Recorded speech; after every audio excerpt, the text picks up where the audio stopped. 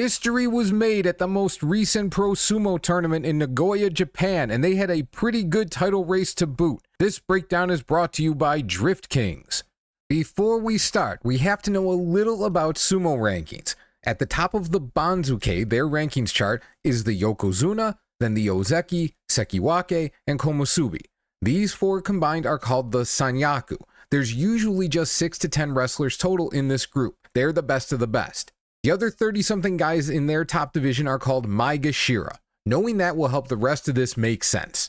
Okay, going into this tournament, there were two major stories. First was Onosato, the new Yokozuna. Everyone wants to see his debut as Grand Champion, and he came out wrecking shop. A sumo tournament is 15 days long, and he finished the first week 6-1, tied for the lead. The other big story is this guy, Anishki. He's a 21-year-old Ukrainian, moved to Japan at 18, joined Pro Sumo about a year later, the second Ukrainian ever to do so, and just sprinted through the ranks. His rank going into this tournament was Maegashira 1 East. Maegashira 1 East means he's the number 1 Maegashira wrestler. It also means he has to fight all 7 guys in those Sanyaku ranks in the first 7 days of the tournament. It's by far the hardest schedule he's had in his career, but he did pretty good, 5-2. A couple months ago, I covered Ura's match against Takayasu, where he won by Sute Azori, one of the rarest winning moves in sumo. Anishki has a move that's almost as rare under his belt too. This is the first day. He's fighting Kotozakura, the Ozeki. Here he's bent over, and it's hard to see what either one can do from here. Then his hand swoops out, and Kotozakura is on the ground like magic. Sumo broadcasts sometimes have the analysts actually show how a move works, and they have a middle-aged guy in a mawashi to help out. I love this. Anyway, not even knowing Japanese, you can see he explains, you hit the inside of the knee, push it out, and disrupt your opponent's balance so you can pull him down. If we watch the match again in slow-mo, Anishki doesn't even hit Kotozakura's leg hard enough to unbalance it. But Kotozakura reacts to the touch, and when he moves, Anishki's ready to pull him down anyway. This is called an uchi muso, or inner thigh propping twist down. On day 5, Anishki's fighting Kirishima, a Sekiwake, another wrestler in those Sanyaku ranks. Kirishima keeps slapping him. Anishki works his way through it, manages to get inside, and tucks his head down again. This time he makes good contact with the knee and wins by uchi muso again. Slow it down, and boom. That one's just like they draw it up. He's the first wrestler to win by uchi muso twice in one tournament since 2015, and only the second since the 80s. Look at this guy. He knows he just saw something special. So after that first week, Anishki had fought all the best guys, which means he didn't have to face any of them again. In theory, the rest of his opponents should be easier. Not easy, but easier. So with that strong start, fans are hyped because it looks like they're going to see something special. Of course, Onosato should have something to say about that, but he struggled a bit, at least by Yokozuna standards. Here he's facing Hakuoho on day 8. If the name sounds familiar, Hakuoho is the protege of Hakuho, the greatest sumo wrestler of all time. Onosato hits him, then tries to pull him down by his head, but that does nothing, and Hakuoho bulldozes him right out. Onosato's got his hands on his hips. He's not happy. He knows he's screwed up. This lady can't believe what she saw. Neither can this guy. This older guy's like, man, I've seen Yokozuna come and go. This is no big deal to me. Then on day 10, Onosato's against Tamawashi. They call Tamawashi the Iron Man. He's almost 41 and never missed a match. This guy sets a new age record every time he does well. But in this fight, it looks like Onosato is going to get him out pretty fast. But Tamawashi pivots left, swings his arm up, and Onosato just falls right past him. I had to watch this one again to figure out what happened. Tamawashi's at the boundary, then he steps left and gets more space behind him. But Onosato still got his belt with that right hand. Like, you're not getting away.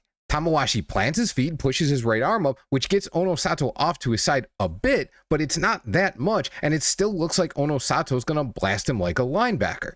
This next part, the Gyoji gets in the way, but I ran it back and forth a couple times, and I realized his right foot never plants, he never pushes off it. And because of that, he's more like a human missile that keeps flying straight, which gives Tamawashi just enough space to push him away and out. Everyone's shocked by this. You got this lady and this guy and these 3 people in a row, all open mouth. Wow, look at that. I can't lip read Japanese, but it's pretty obvious how they feel about it. Anishki, on the other hand, he kept winning. After 11 days, he was 9-2 and tied for the lead with Ichi Yamamoto, Kusano, and Kota Shoho. These guys are all Maegashira rank like Anishki, but much further down in their division. They started out hot against opponents against their rank, so now they have to start fighting the Sanyaku wrestlers, which is a lot tougher. So everyone's still looking at Yokozuna Onosato to catch Anishki. If Anishki slips, not any of these guys. Day 12, Anishki faces Iron Man Tamawashi.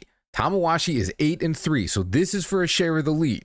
Tamawashi's a pushing wrestler and way bigger than Anishki, but Anishki fends him off. Anishki gets inside, locks his hand on the belt. Tamawashi's trying to figure something out, but Anishki pivots his right foot back and throws him down. He's at 10 wins and for the moment in first place by himself. Then it's Kota Shoho against the Komusubi Takayasu. Takayasu's also 8-3. If he wins, he ties Kota Shoho and keeps them both one behind Anishki. He whacks Kota Shoho right away, but then Kota Shoho pivots and swats him aside and pretty much lets him run back to the locker room. Now Kota Shoho and Anishki are tied at 10-2. Kusano's turn. He draws Wakataka Kage, another Sekiwake. Wakataka Kage gets the belt pretty quickly. Kusano's a big, strong guy, but not only is he new to the top division, he just went pro a little over a year ago. So when Wakataka Kage lifts up and starts pushing, you see Kusano doesn't really know what to do. He goes down, and he stays at 9 wins. Last match of the day, 9-2 Ichi Yamamoto against 8-3 Onosato. A Yokozuna against a middle Maegashira wrestler should be a foregone conclusion, but no. Onosato again tries to pull down on his opponent's head, and Ichi Yamamoto drives him out. The Gyoji calls it for Ichi Yamamoto. This guy's tilting backwards, looks like he's having a blast. I don't know what's on his fan, maybe he's an Ichi Yamamoto supporter and he's having the day of his life. But because it was close, there's a mono-e where the judges gather and discuss it. In sumo, you lose if you're the first to step out or touch the ground with something other than the bottom of your feet. On the replay, Onosato's going backwards, so Ichi Yamamoto flattens out as best he can, makes it take as long as possible to touch the ground. But his leg is clearly on the ground before Onosato's foot touches out, so Onosato should win, right? Well, sumo also has what they call the dead body rule, which says that if you get pushed out but jump for no other reason than to take longer to touch the ground, you lose. But Onosato doesn't get far off the ground, so is that a jump? It takes 3.5 minutes, but eventually the judges decide on a Torin Oshi, a rematch. Ichi Yamamoto so close to beating the Yokozuna, but he doesn't look too disappointed about having to go again. I like it, positive vibes. But the rematch doesn't go so well. Onosato goes backwards again, but he's more controlled this time, solidifies his position, spins Ichi Yamamoto around, and runs him out. So, Anishki and Kota Shoho lead at 10-2. 4 others are at 9-3, including the Yokozuna. Day 13, Anishki against Ichi Yamamoto. Once again, Anishki's opponent needs to beat him to catch up. But Anishki breaks through another opponent's pushes, corrals Ichi Yamamoto, and controls him out of the ring. That's 7 wins in a row. He's 11-2, and again, for the moment, in the lead by himself. Kusano goes against Kirishima. Kirishima had that great 6-1 start, but going into this match, he'd slipped to 8-4. But he's putting up a great fight. He almost gets Kusano out. Now they're both stretched out, with both hands on each other's belts. Kusano straightens up to push. Kirishima uses that to try and twist him over. Kusano hooks his right leg behind Kirishima's left. Now, when Kirishima's hip toss doesn't work, he's also stuck on his right foot because Kusano trapped his left leg in the air. All Kusano has to do is lean forward and fall on him. I say fall on him like it's simple, but the setup, that was a great move. He stays 1 win behind Anishki. And the final match, Onosato versus Kota Shoho. If Onosato wins, Anishki is in the lead by himself, but with several guys 1 win back, ready to pounce if he slips. If Kota Shoho wins, he stays in front with Anishki. Onosato pushes. Kota Shoho holds him up and bumps his right leg. Onosato's off balance. Kota Shoho keeps pulling. Onosato can't keep up. Kota Shoho bumps Onosato's leg again. Onosato's stuck at the edge, hanging on by Kota Shoho's belt, but Kota Shoho powers him out the rest of the way. He beats the Yokozuna and stays tied for the lead. Also, that win cements the history I mentioned at the start. Anishki and Kota Shoho are 11-2, but they haven't fought yet. Assuming they do, one of them has to finish 12-3 or better. That means everyone with 4 losses is out of contention, and that includes everyone in those elite Sanyaku ranks. It's only the second time all the Sanyaku wrestlers were functionally out of contention with 2 days to go. Even when Maegashira wrestlers are leading, someone from the upper ranks at least mathematically still has a chance. Not this time. Day 14. Anishki faces Kusano, yet another opponent who's 1 win back. If Kusano wins, they're tied for the lead. If Anishki wins, Kusano is out. We've seen Anishki likes to get bent over with his head in close. But when he moves into that position, Kusano hops back to create space and gets his hand on Anishki's head to push it away. And when Anishki's back is to the boundary, that's when Kusano lets go of his head and pushes him out. It took a really sharp move, but Anishki finally loses, and Kusano moves into a tie for the lead.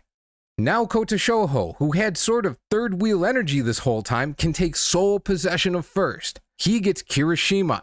They bounce off each other, it's a little sloppy, then Kota Shoho steps aside and nudges Kirishima out without too much problem. So, even though Anishki's been the story of the tournament, and Kusano kind of the backup big story, now it's Kota Shoho who controls his own destiny, and he looks really strong. It's the final day. Anishki is now in the position where he has to win to keep pace. If he does, he and Kota Shoho will meet in a playoff at the end of the day. But if Kota Shoho wins, it's over. Kusano sits at ringside, watching, preparing. He's against Takayasu in the match after this. If Anishki wins to force a playoff and Kusano beats Takayasu, then it'll become a 3-man playoff. The drama is at its peak. Kota Shoho pushes, Anishki digs in, and Kota Shoho just throws him on the ground.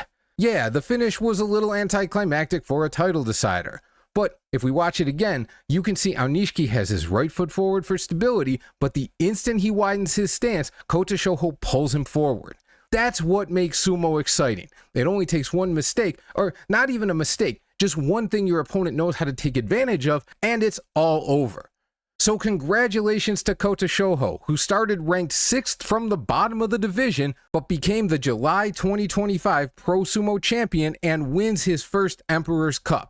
And I'll leave you with this awesome picture. Tamawashi, the 40-year-old, taking an absolutely perfect selfie of himself and the other special prize winners. That's Fujinokawa behind him, then Kota Shoho, Anishki, and Kusano. I think Kota Shoho's got kind of a Vulcan thing going on here. Maybe that's just me. Anyway, let me know in the comments if you enjoyed this. If enough people say they did, maybe we'll do this more in the future. And if you want to learn a little sumo history, there's the Sumo Legends series by Hugo Tabellion available on Amazon, link in the description. It's only 2 books right now, but with more to come. Check it out.